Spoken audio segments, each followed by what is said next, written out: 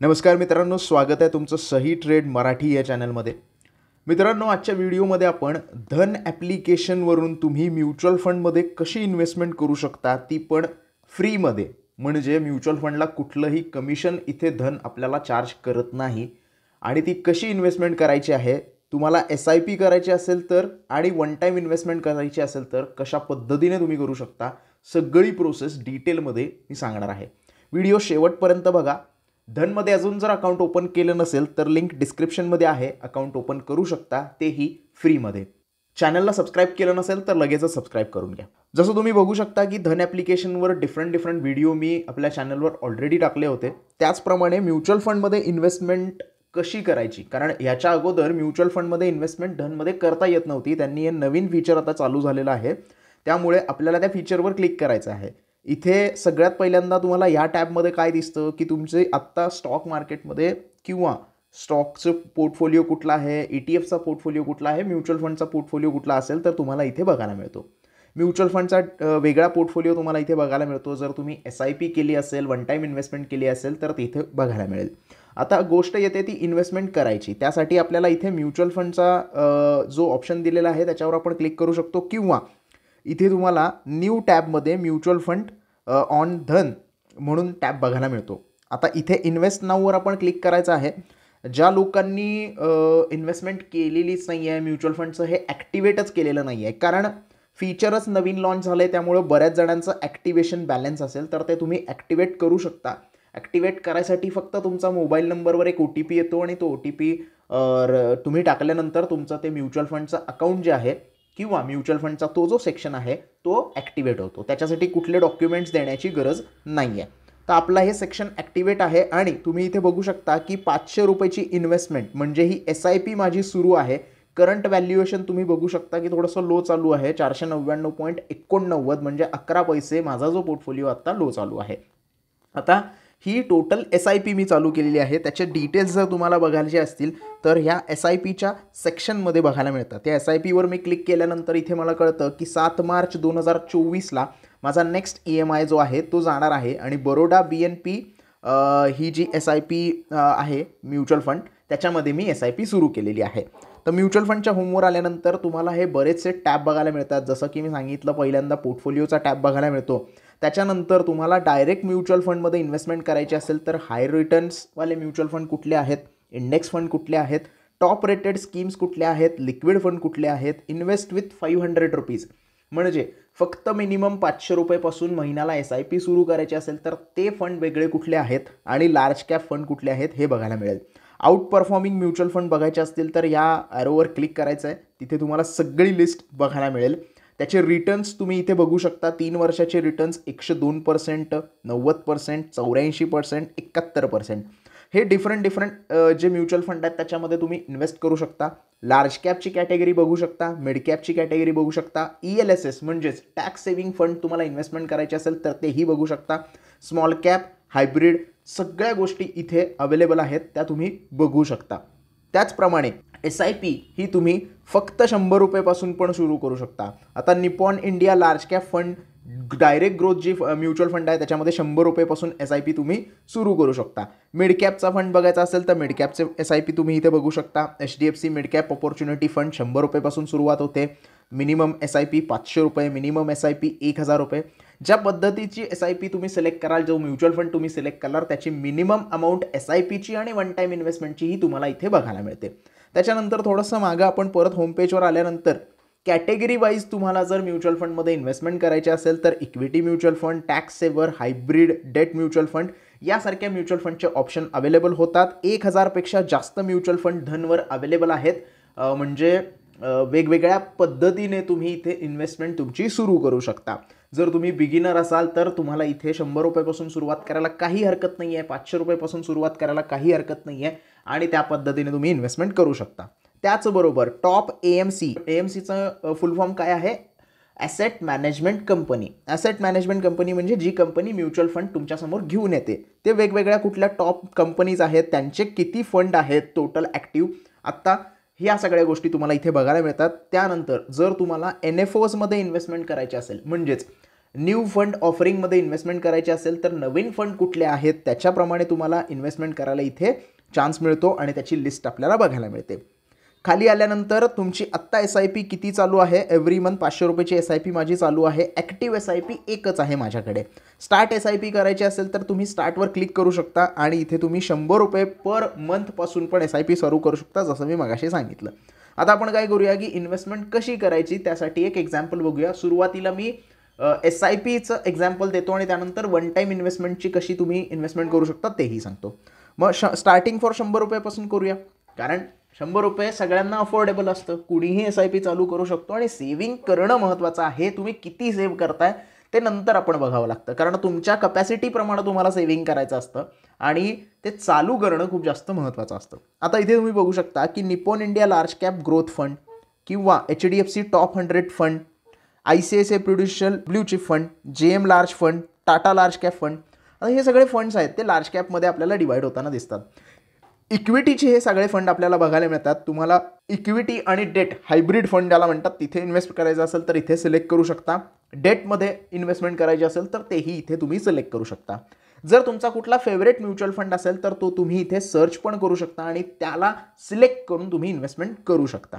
आता इथे मी ऑलरेडी माझी जी SIP सुरू आहे इथे तुम्ही बघू शकता ही SIP लार्ज कॅप म्युच्युअल फंडमध्ये सुरू आहे.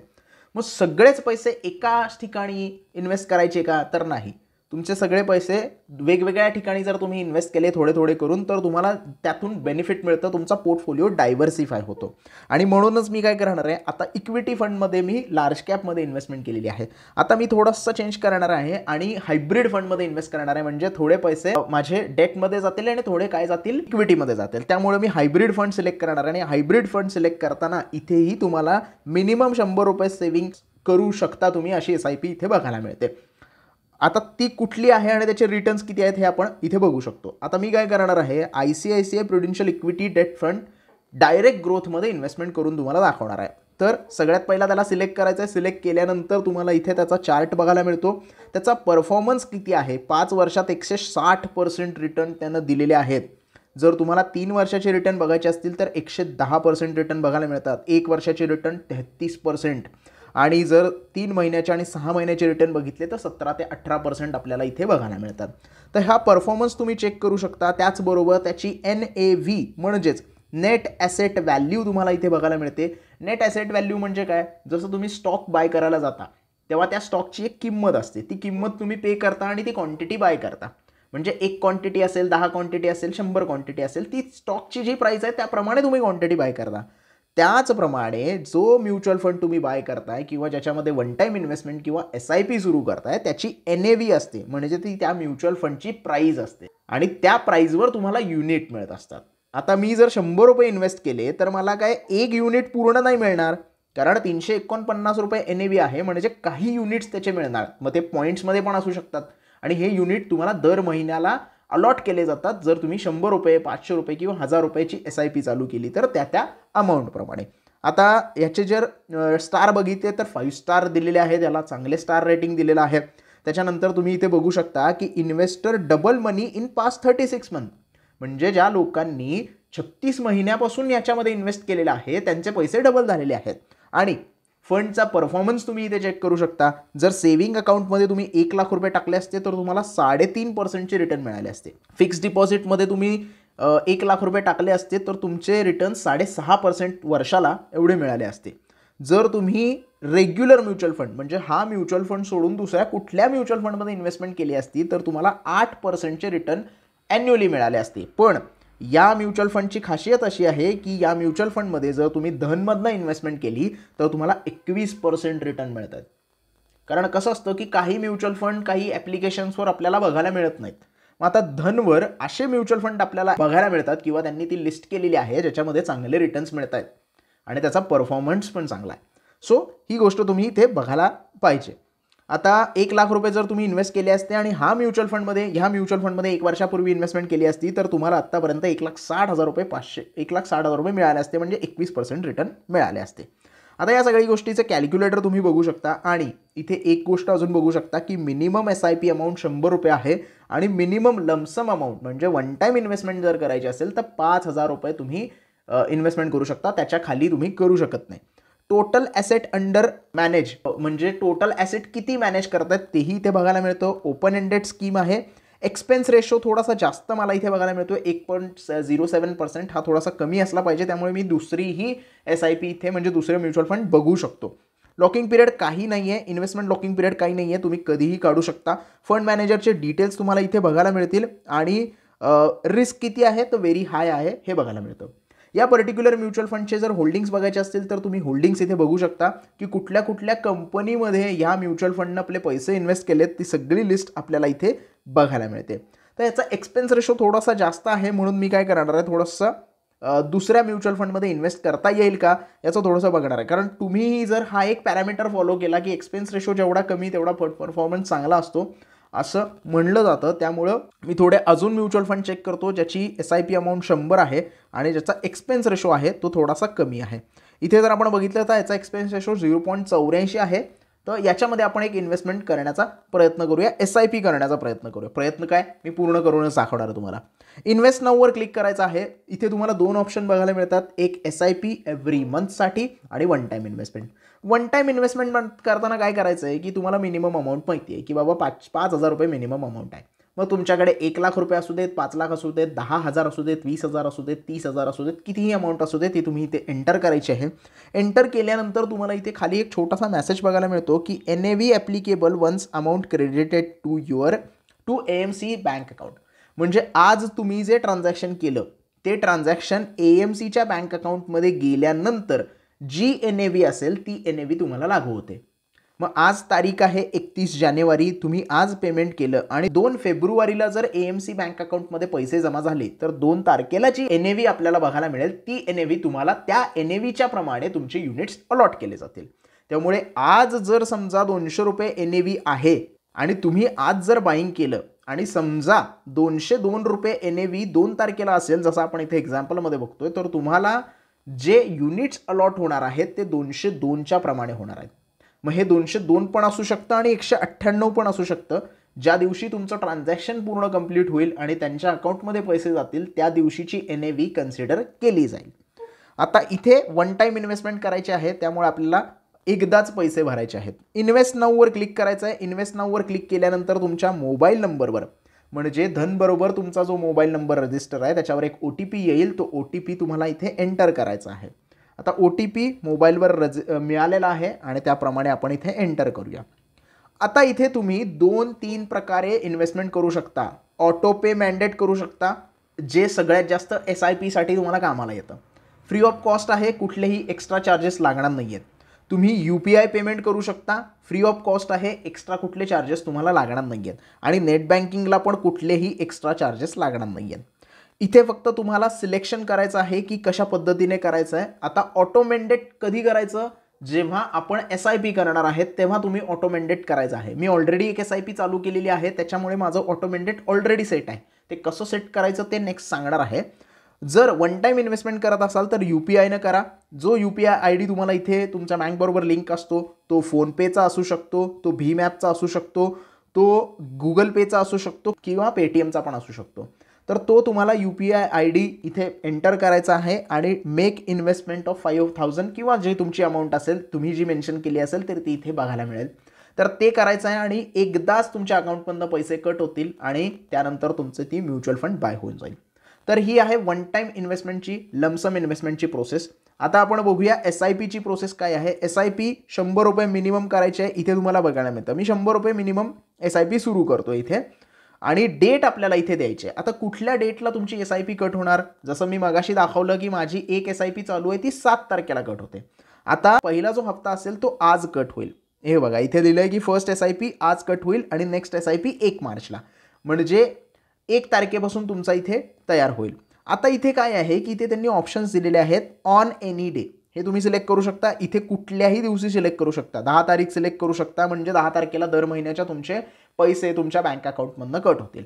दुसरा इथे काय ऑप्शन दिलेले आहेत तेही बघूया. इकडे बघितलं तर तुम्ही तुमची बर्थ डेट काय आहे ती सेट करू शकता. तुमचा लकी दिवस कुठला आहे, लकी डे कुठला आहे ती सेट करू शकता. तुमची सॅलरी कधी येणार आहे तो दिवस तुम्ही सेट करू शकता किंवा सॅलरी नंतरचा पण एक दिवशी म्हणजे आता प्रत्येकाची सॅलरी वेगवेगळ्या डेटला येते.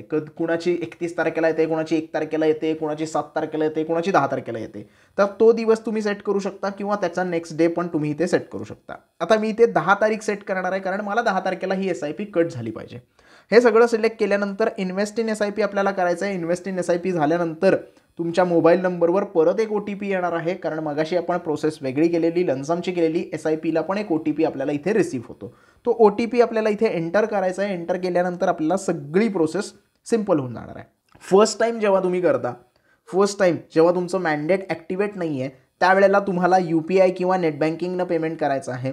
आणि मॅन्डेट जर आपलं इथे ॲक्टिवेट असेल तर तुम्ही इथे डायरेक्टली मॅन्डेट करू शकता. मला काहीही करायची गरज नाही, कारण ऑलरेडी माझ्या बँकेबरोबर माझं जे कटिंगचं मॅन्डेट आहे, म्हणजे पैसे कट होण्याचं जे मॅन्डेट आहे ते मी ऑलरेडी ऑटोपेला टाकलेलं आहे.